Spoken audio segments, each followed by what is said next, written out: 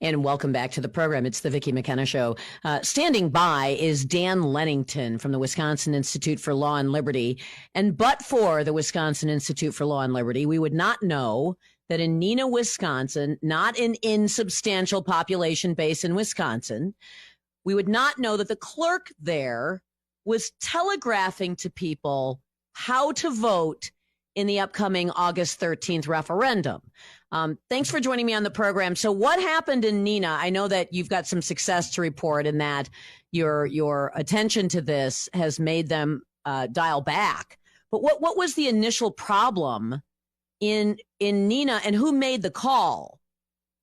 The problem was that in the voting booth in Neenah, Wisconsin at City Hall, where they were doing early voting, the city clerk, was placing in each voting booth a Yahoo News article that described the two referendum questions. Now, these are the referendum questions that would change the Constitution, that would basically require the governor to have the consent of the legislature before he spent any money, instead of just spending all that COVID money willy-nilly. He would have to spend it according to appropriations. So that's the referendum questions that are up. And this news article that the clerk put inside the voting booth said, hey, Republicans and conservatives support this. And so if you support the governor or the Democrats or the liberal groups, then you should vote no. And it characterized these referendum questions as being partisan in nature, which actually we don't believe that they're partisan in nature. It just restricts the power of the governor and it augments the power of the legislature. And, different parties can control either branch. But that's not the place and that's not the job of the clerk. The clerk was confronted by some electors, some people voting, who said, hey, why is there this news article in the polling booth with me, with my pencil? Why do I have to read this? And the clerk said, voters just don't understand. That was her quote. Voters don't understand, and, quote, we have to explain to the voters what this is all about and how important it is. Wow. So that just shows the arrogance of the clerk, that instead of just doing her job and conducting the election according to law, that she's going to try to put her finger on the scale and say, well, these people are kind of too stupid to vote the way that they should, and so I'm going to give them some more information. That's just outrageous. Yeah, we're going to call it partisan. We're going to make it, GOP versus Democrat. We're going to tell you that the liberals, would vote no, and you should do what the liberals want. I mean, this is actually electioneering. This is actually electioneering, because if people don't understand that referendum question, then the appropriate thing to do is to not make a mark on the referendum yes or no question. That's what you do when you don't understand a question or you don't know a candidate. You just simply don't make a mark. It's still okay. You can still turn in a valid ballot. But this clerk seemed to want to say, if you don't understand this question, here's how I'd like you to vote.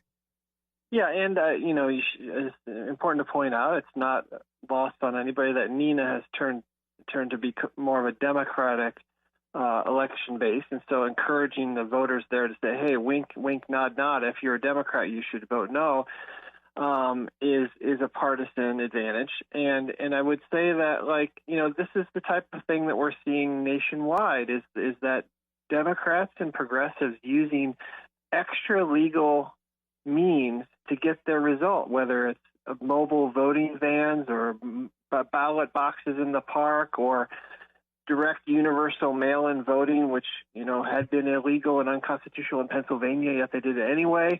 All sorts of these tactics used to say, hey, you're on our team. You got to vote the way we want to get our team in power. And politics has become such a zero-sum game, and that everything has been politicized now, that people are willing to go to extraordinary lengths. And so what people should know, though, is that when they go into the voting booth, there should be nothing in there except for a pencil or a pen. That's all that's in the voting booth. That's all that's allowed to be in the voting booth. Anything else in there would be electioneering. Here's the thing, Dan. Had voters not contacted Wisconsin Institute for Law and Liberty, and not everybody knows to do that, you wouldn't have known. This would have continued. The election would have been artificially altered. by the clerk herself. And by the time anybody figured out it was that there was overt electioneering, which, by the way, isn't extra legal, it's illegal, it would have been too late. So, it was simply because someone knew to contact you in Neenah, Wisconsin, that you were able to quickly dispatch a letter and threaten to turn in the clerk to the authorities. And that ultimately resulted in them taking the Yahoo News, for crying out loud, articles out of the voting booth. Yeah, it's you're right. It is actually, electioneering is a crime. You can be prosecuted and fined not more than $1,000. You can be imprisoned up to 6 months in jail. That's a misdemeanor.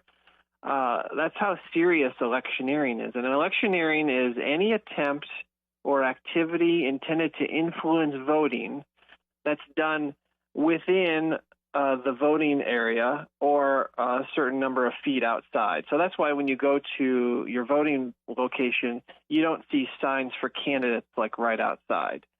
There's a buffer zone of a certain number of feet, and that's supposed to be prohibited. So anything, once you walk into the bubble of where you're voting, there should be no electioneering at all. And that even would include clerks who think that they're doing well by informing you. And so, yes, if people we're going to see more of this. So we have early voting going on right now. We've got election August 13th, Tuesday. But everything is going to start ramping up when in mid-September, the presidential ballots are going to be printed, and they're going to be mailed out to absentee voters the third week of September. And there will be early voting all during October. There will be in-person early voting in October, including absentee voting by mail. So you're going to see a lot more of this. We did get some good news recently that Zuckerbucks will not be coming back to Wisconsin. John Solomon from Just the News reported yesterday that Wisconsin is not a recipient of Zuckerbucks this year, doing entirely probably to the passage of the constitutional amendment. But you can't put it past people who want to tinker with our system what will be in store for us in September, October, November. A couple of things. One, there's no threat. This clerk isn't going to suffer at the ballot box. She's not getting arrested. And so, why not take a flyer? That's how the Democrats think. What are you going to do to me? You're going to get the DA to come and charge me? The great likelihood is no. That's how they're reckoning this illegal behavior. And as for the extra legal behavior, look what's already happened. We have Madison with 14 absentee ballot drop boxes. Milwaukee has 13. So Madison, which is about half the size of Milwaukee, has one more absentee ballot drop box. Meanwhile, I asked people to call their local GOP, and say, well, where are the ones in our area? GOP says it's not our thing. It's up to the clerks. Nobody knows if there's any kind of parity anywhere else with Madison and Milwaukee. I mean, so we already know that governments are putting their thumb on the scale, even though it's not technical electioneering to essentially load up your city with a bunch of drop boxes. Yeah, and, the city of Racine, we sued them over their mobile voting van. They had this voting van that was going to certain locations, and we won the case. And one of the issues in the case was whether they were going, and we did show, they were going to largely Democrat areas. And so they do load up the voting boxes and the mobile areas. And this is all, a form of ballot harvesting. And of course, there's really no need for a mobile voting van or a voting box in a park, because every blue mailbox you can put your ballot in. You can put your ballot in any mailbox, which is actually safe and secure, collected by the U.S. Postal Service.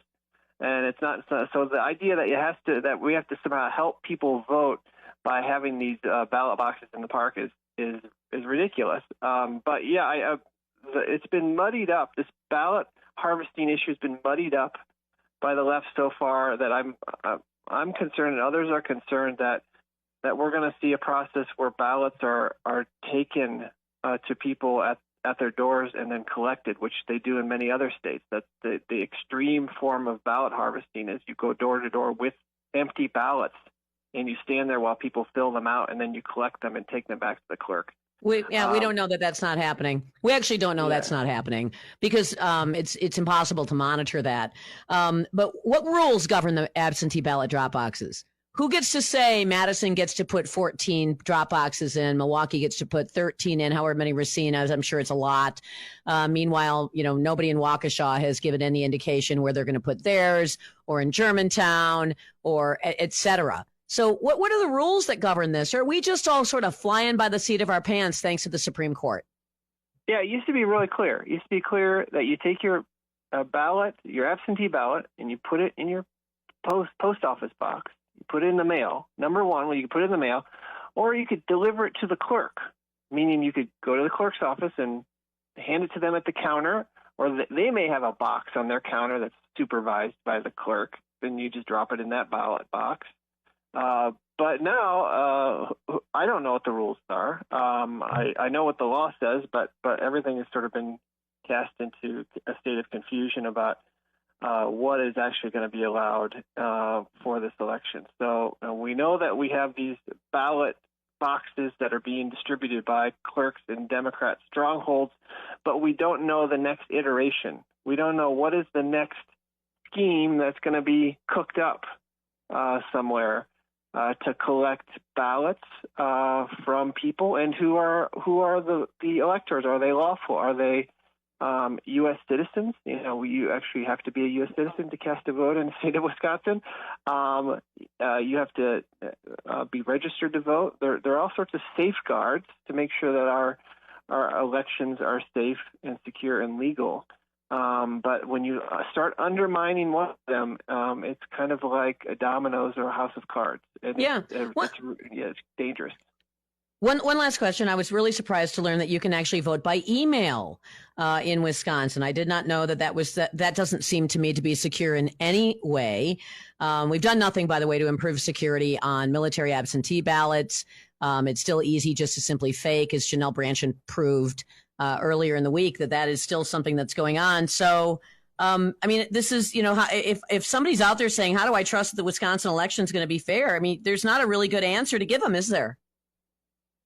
No, but people can contact us with voting concerns, especially if people are eyewitnesses to suspicious behavior that they have questions about.